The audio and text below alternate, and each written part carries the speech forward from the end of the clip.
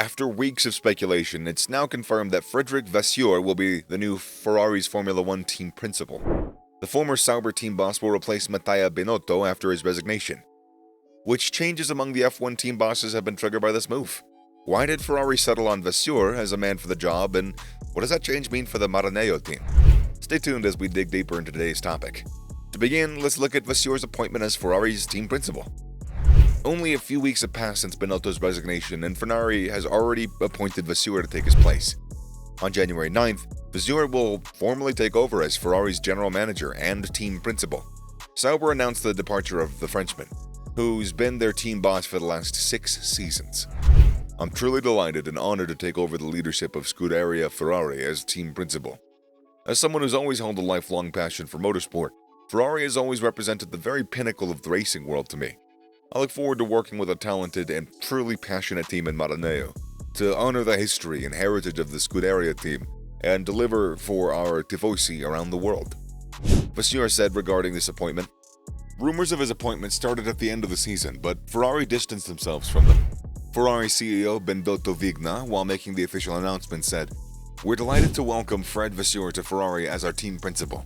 Throughout his career, he successfully combined his technical strengths as a trained engineer with a consistent ability to bring out the best in his drivers and teams. This approach and his leadership are what we need to push Ferrari forward with renewed energy." Next, Binotto's resignation and Vasseur's move have sparked a series of team boss changes in F1. With Sauber announcing Vasseur's exit from the team, Ferrari was quick to confirm him as Binotto's replacement. After that, Sauber wasted no time in announcing that Andreas Seidl, McLaren's team manager, would succeed Vasseur as CEO. Many in the F1 world were astonished by this move because Seidl was part of McLaren's long-term plan to return to the title contention. Hours after these announcements, McLaren confirmed Andrea Stella as Seidl's replacement. Stella is an accomplished, experienced engineer who's been at McLaren since 2015, and him assuming the team principal position means McLaren intends to stick to the strategies made during Seidl's tenure. In other shocking news, Williams CEO/team principal Jost Capito and technical director Francois Xavier de Maison have quit. Unlike the other 3 teams, which have confirmed their replacements, Williams is yet to get its targets on board. All these changes have been announced in the span of 24 hours. What do you think about these changes? Let us know in the comment section below. The end of the 2022 season saw the end of Binotto's lifelong career at Ferrari after he resigned as the team boss. Despite an impressive start in which they both led championships, Ferrari has faced numerous challenges this year. In a season where Binotto needed some early victories to ensure his future with the team, Ferrari only managed 4 wins. Charles Leclerc was unable to convert his 9 pole positions into wins because of the team's strategic mistakes, poor reliability, and poor development. Even at the height of Ferrari's difficulties, Binotto always defended his team and refrained from blaming any team member. He always emphasized their unity and cooperation in improving their weaknesses in 2023. However, Binotto and the team chairman John Elkann had a falling out. Prior to the Italian Grand Prix, Elkann stated that Binotto needed to improve. Additionally, he stated in an interview that Binotto had taken them far, but he would be fired if he didn't provide proof that he would take them further. Being the man in charge, Binotto took full responsibility for the team's failures. Despite achieving the target set by Elkann to get the team in contention and win races by 2022, the team was still not satisfied with his work. Binotto's strained relationship with Leclerc also contributed to his resignation. Ferrari not only lost the team principal, but also its technical chief, since Binotto was never replaced when he took up the team principal role. Do you know why Ferrari settled on Vasseur as the man for the job? If not, then don't go anywhere, because you better find out, you little goober. You don't want to miss this. Goober? What am I? Alright. A confident Vasseur cancelled Sauber's planned engine deal with Honda in 2018 when he became the team's CEO because he saw it as the wrong direction to go in.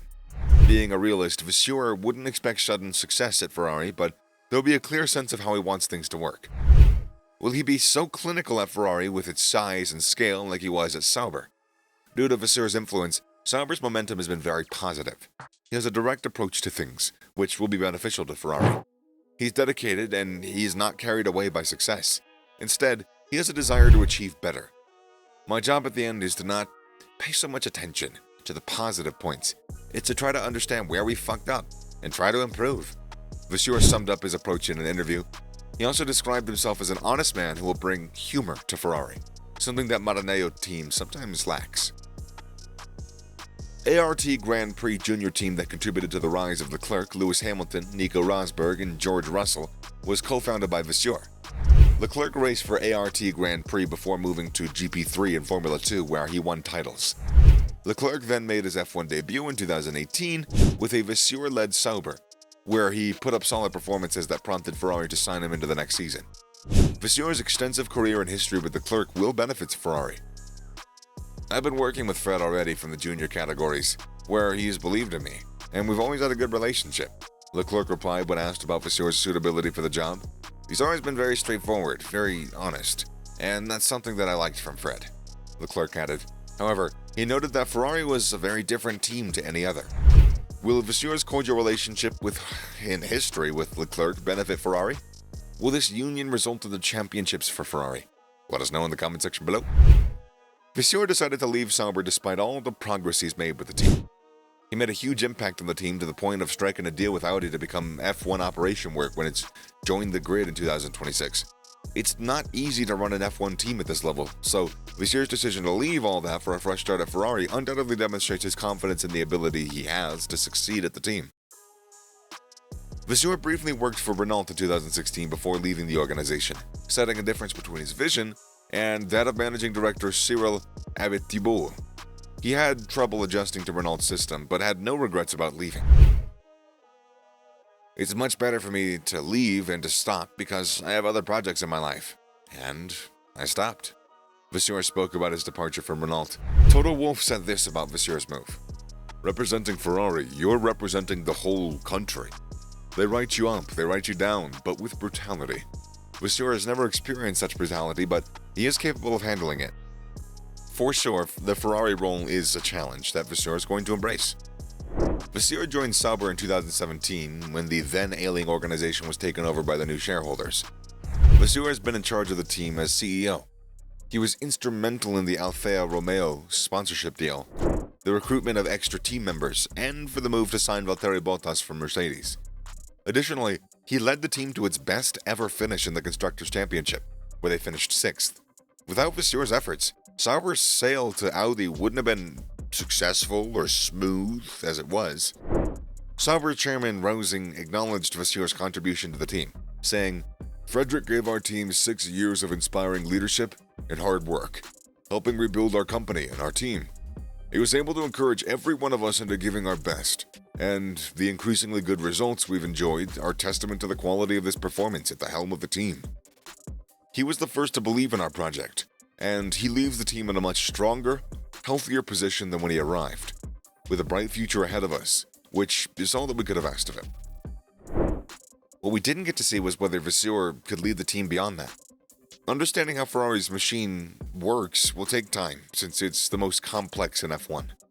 This will make it a huge task for Vasseur to try and get things right first in 2023. Will the Frenchman be able to deliver the much-needed first place for Ferrari? Share your thoughts with us in the comment section below.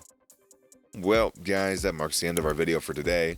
Make sure to do a quick pit stop at the subscribe button for more amazing F1 content. Thanks for watching.